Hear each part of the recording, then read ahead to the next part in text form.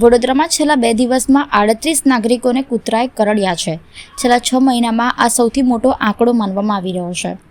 SSG હોસ્પિટલના RMO Hitendra ચૌહાણે આ વિગતો જાહેર કરતા સૌ કોઈ ચોંકી ઉઠ્યા છે।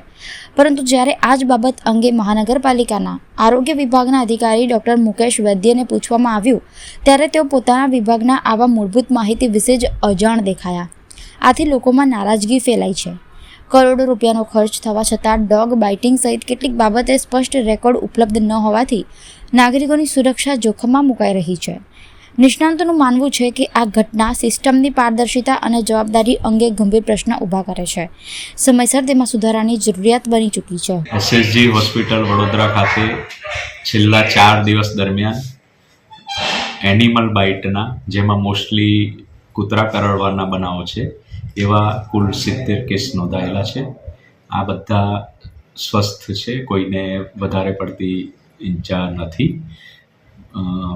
આ માટેનો અમારી પાસે વેક્સિન અને જે બી દવાઓ છે એનો પૂરતો જથ્થો એસએસજી હોસ્પિટલ ખાતે ઉપલબ્ધ છે।